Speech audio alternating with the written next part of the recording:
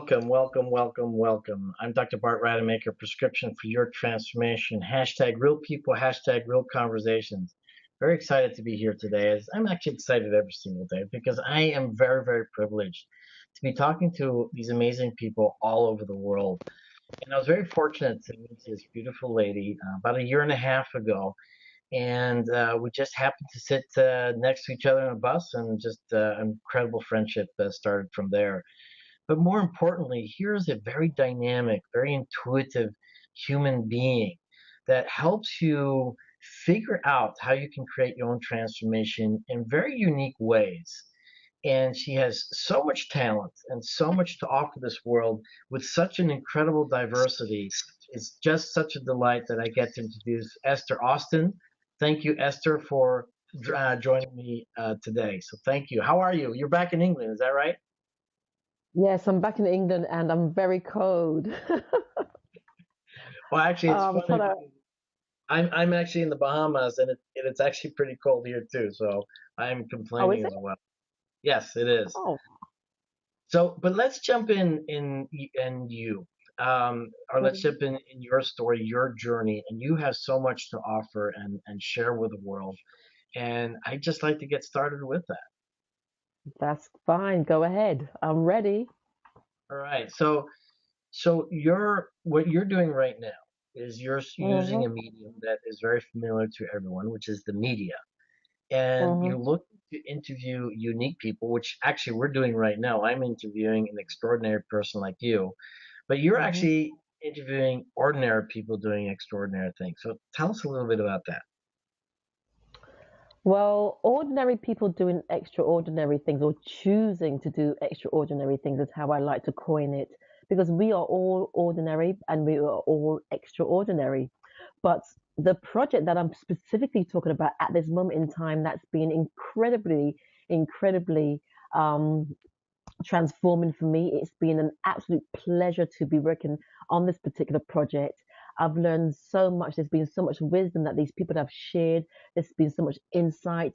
There's been so much guidance. And basically, the project that I am working on at this moment in time is interviewing old school artists, soul and R&B artists from the 60s and the 70s, because they are an I would say they're in a class of their own.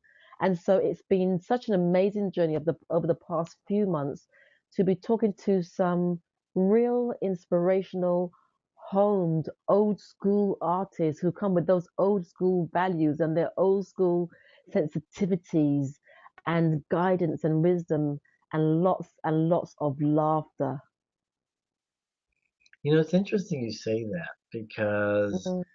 you know, obviously cultures, you know, um, perspectives, philosophies, I mean, they all go through cycles. And being perhaps a generation of the baby boomers myself, and then I guess I'm setting my age there. We're grasping on things that we feel are great about that generation, and as we look at younger generations, we think that they're kind of missing out on stuff. But the truth is this: is that a lot of the younger generations are kind of going to the artists from that time, the 60s, 70s, maybe early 80s, and really embracing, that culture of that time. So Mm. that says something. Mm. And that it does say something because one of the reasons why I started the project called Where Are They Now was because last year, the beginning of 2016, we lost so many incredibly talented artists. And it got me thinking, I wonder where certain people are now in their lives. Some of them may still be in the industry, some of them may not be in the industry, but I still wanted to know where they were. And talking to a couple of people, they were saying the same things, yeah, we love this tune, but wonder where they are now. And so I took myself and I went on the internet and, I'm a bit like, somebody said I'm a bit like a Rottweiler. When I'm after something, I just go after it. And I've got hold of Marshall Thompson from the Shy Lights, and he's the last man standing.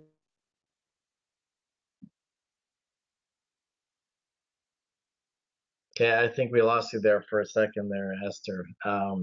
And that might be her Wi-Fi connection. So we're going to continue broadcasting, and hopefully Esther will join us in a moment.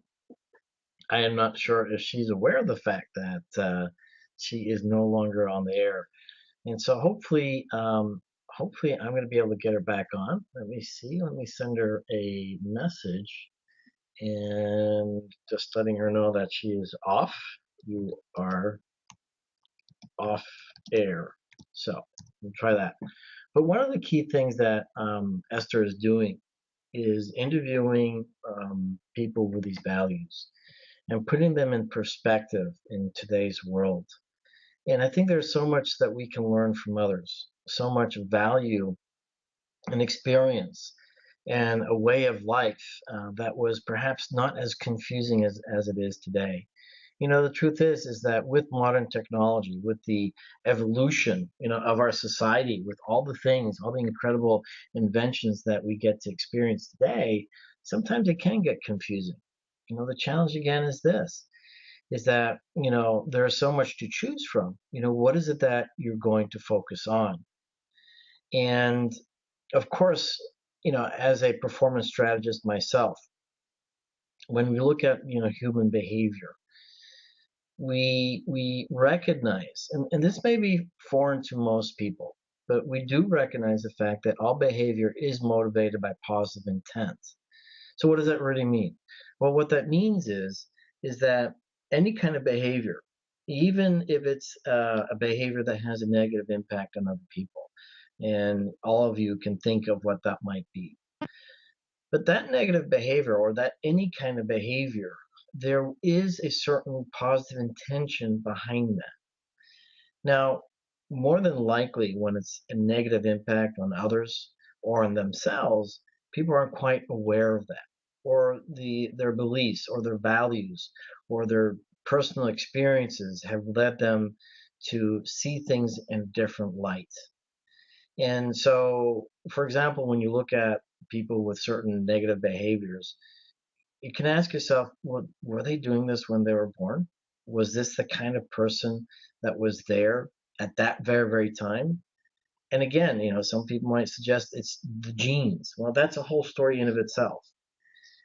Truthfully, when you look at medical conditions, diseases and stuff like that, what's the genetic responsibility for that? Well, the genes are responsible for everything that happens in our body, because genes are simply that blueprint that we have that delivers all the different molecules, proteins, sugars, carbohydrates, whatever they may be, fats, that create all the cells.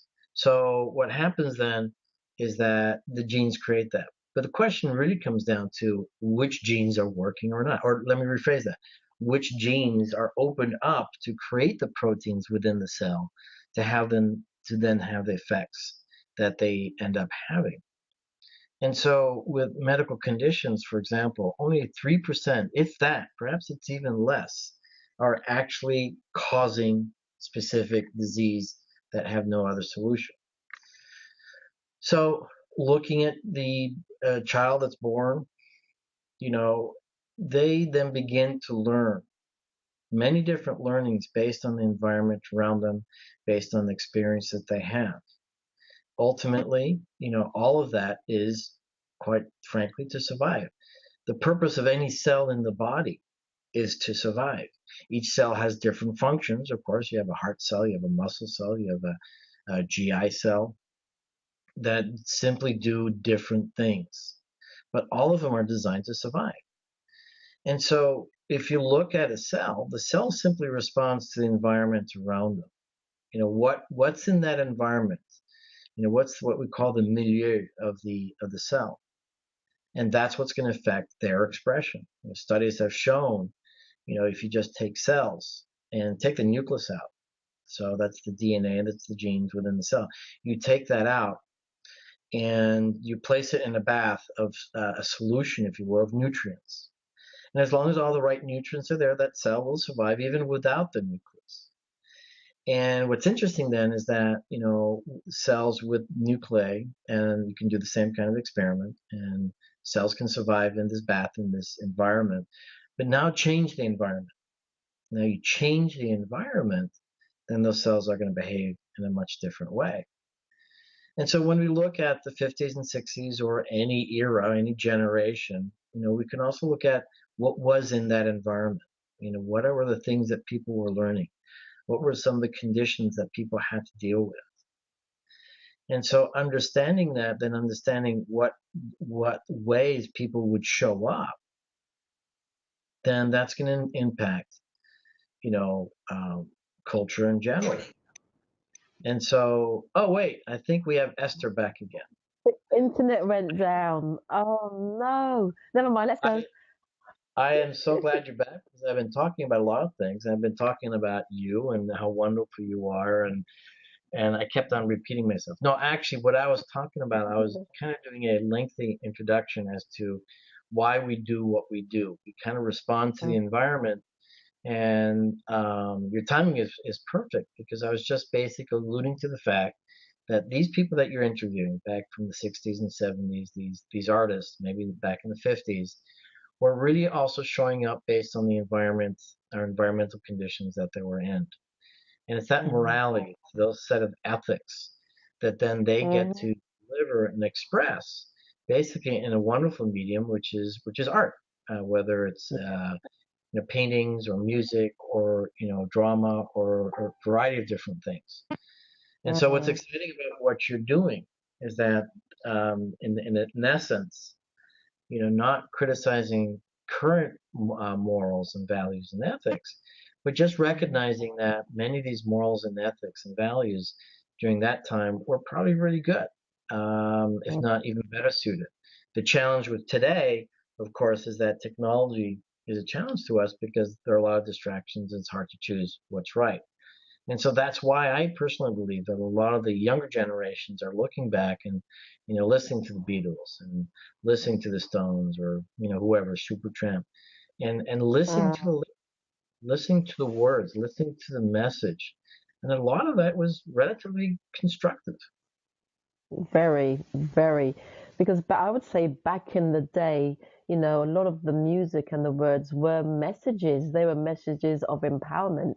They were messages um, of controversy, but they were messages anyway. They were messages of making a stand. They were messages in whatever context you looked at them.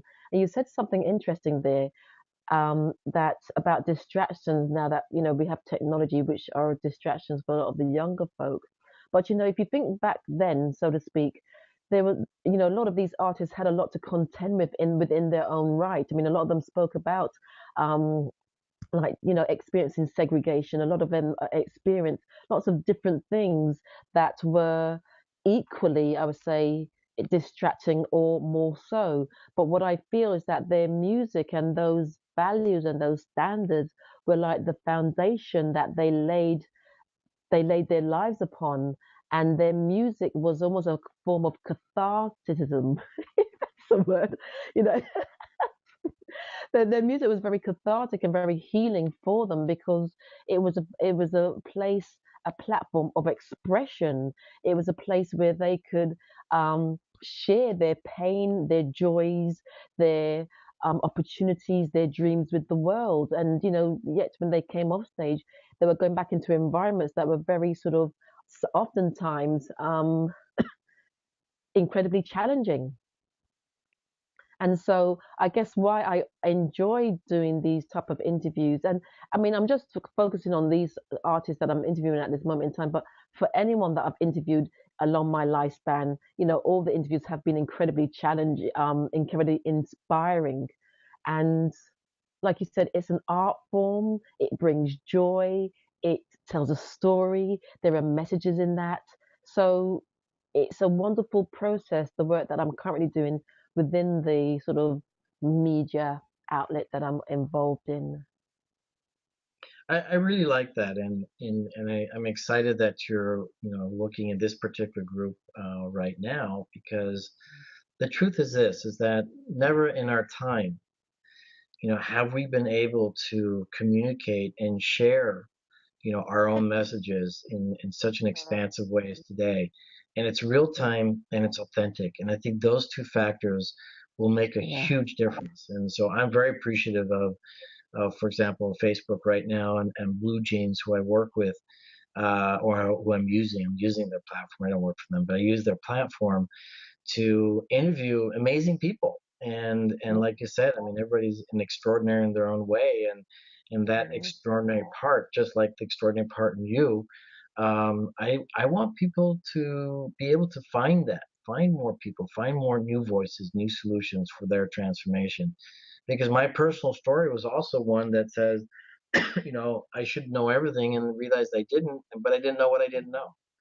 And so that's why I'm excited you're sharing, these wisdoms, this collective wisdom, as I like to call it, from these Yeah, incredible artists for yeah, us, here again. yeah. And I so agree. And it's interesting because, from a sort of slightly comical standpoint, I'm here wondering if people can see my vest. Sorry, because it's so cold in the UK. Sorry, I do thermals. I don't care how unsexy it may seem. But you talk about being authentic and genuine, and that is one of the keynotes that have come from all of these interviews. Just that authenticity, to be able to stand in your authenticity and own it own it. And it's really interesting because I think sometimes we can be a bit sort of anal about being authentic, and you have to be through a process. Where when I talk to these people, it's just so innate within them. It's something that's natural. It's just something. It's a given. Whereas some of us we're trying to find it through a process, and it should be. It's a given. Does that make sense? No, it makes perfect sense. And, it's also a freedom. It's a freedom to just say, hey, this is who I am. And it's not about whether you like me or not, or whether I care whether you like me or not. I'm just going to be myself. And, it's also a connection with yourself, connecting Mm, with who you are. It's that alignment with your beliefs, your values. But also, honestly, it's still being respectful. Just that's because I right. might be different than someone else, it's not like a in your face sort of thing. No, Mm, it's like, okay, these are the boundaries, and we could stay within these things just to be polite. Polite is still a good thing. mm, When somebody's really aggressively pushing their particular viewpoint or agenda, I do not call that authenticity. I think mm. an authentic person is that person that really begins to understand themselves or know themselves, and is okay with that. Does not have to prove anything. Yes, yes. And it's interesting because as now that I'm growing into myself and evolving, especially with my business, because things are starting to take off for me finally. So rather than working in the business, I'll be practicing more of what I love and what I do.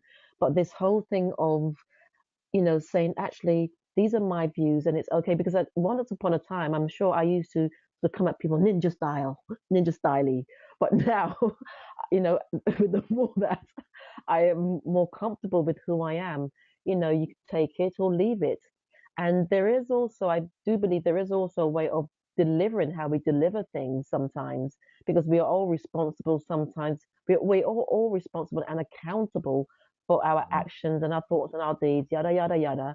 However, what I was thinking today, what came to me today, is that there are unconscious actions and then there are conscious actions.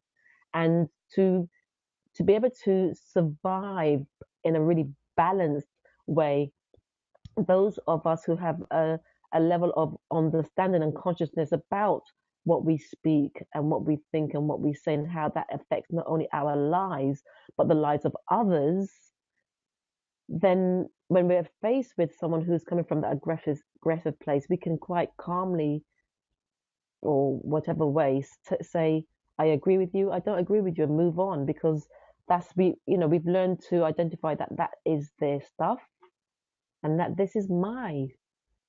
Is that making sense? No, it makes perfect sense, and that here's a given truth.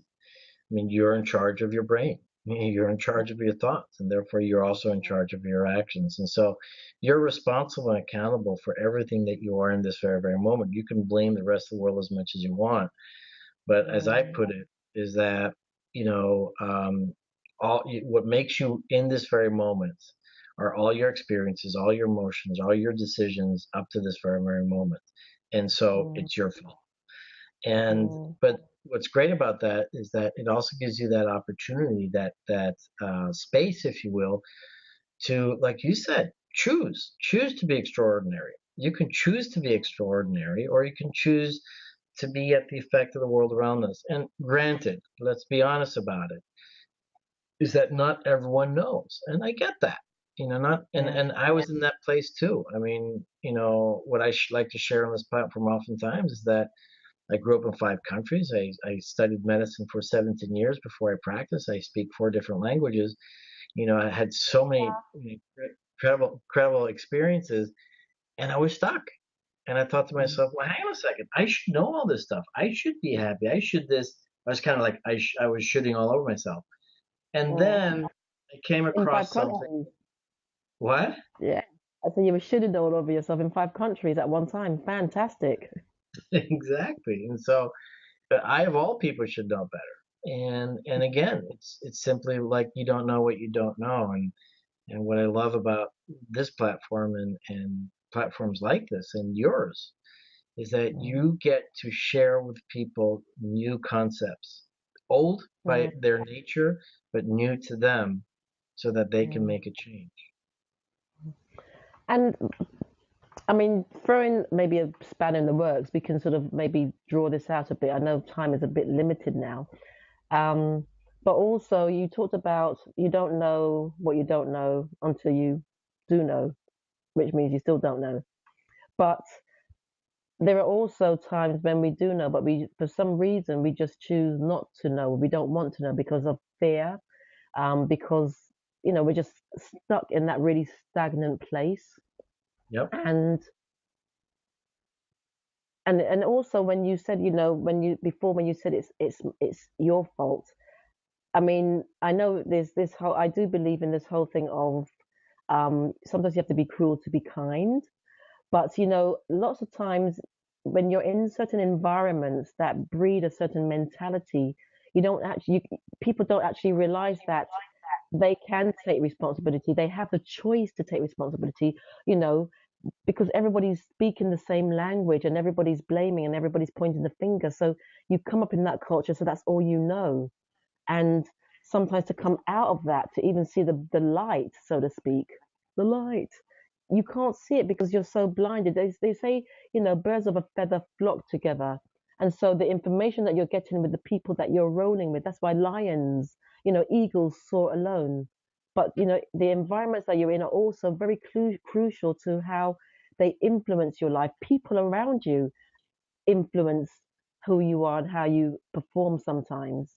And I feel Yeah, that with yeah, go ahead. sorry within those boundaries, that's what also helps to shape and form you. Is that's yeah, that makes sense. No, It really you're does. absolutely right. And let's not take away, that life can be challenging. And Mm, again, if you look at some of the most incredibly successful people and you look yeah, as to where they actually came from, I can guarantee yeah, you that some of these people have had a much harder life than mine. And yeah. so there is no excuse in that sense, because these people have also chosen not to make it their excuse. And again, Mm, we're not discounting how challenging or difficult or how terrible or how horrible it is. mm, But the truth is that, if you have the ability, and I'm going to put it that way, if you can find the resourcefulness within yourself to look beyond, to find better choices, to constantly wish to be better, then you're always going to be successful in one form or another. Because again, the mm, truth is that no child is born with a bad intention, with a bad intent. All behavior, as I was talking when you were off mm, the air, by the way, is that all behavior is motivated by positive intent. Even the really negative behavior, there's a positive intent there somewhere, and maybe mm, it's one of survival. I mean, the truth is, and I'm not going to go into any kind of specifics, but in certain situations, when you reach a certain stress point, you would do behavior that you normally would not do.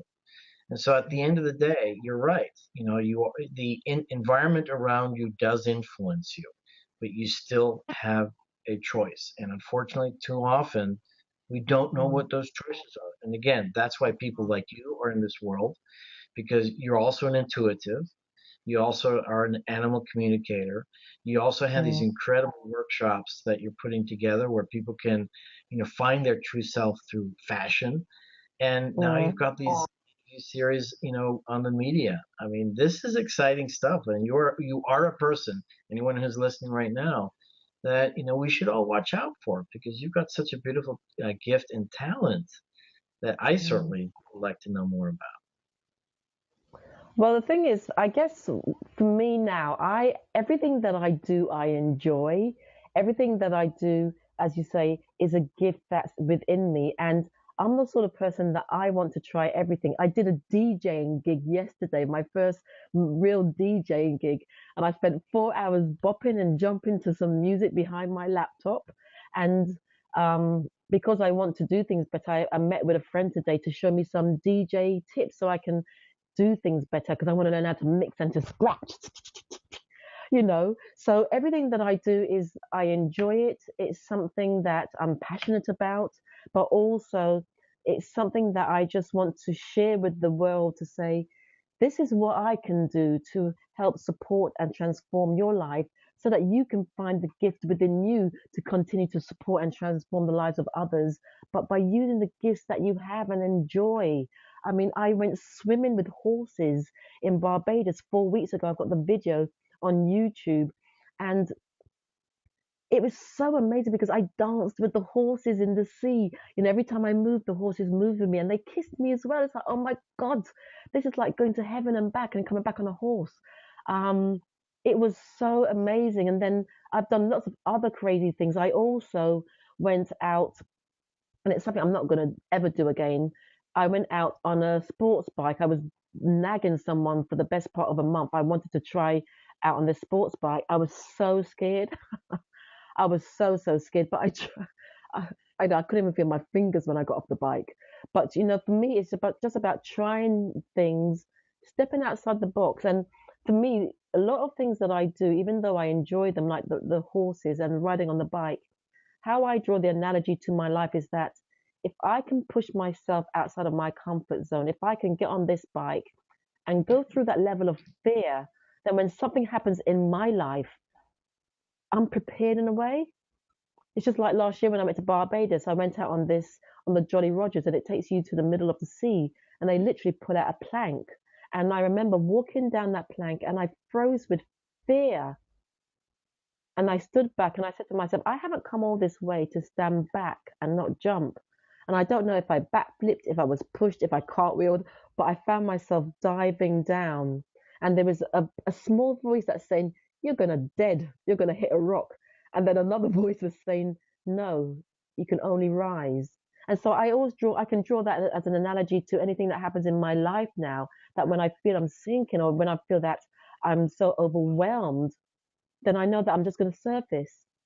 I love that. And on that note, I do want to wrap it up. Oh, Um, sorry.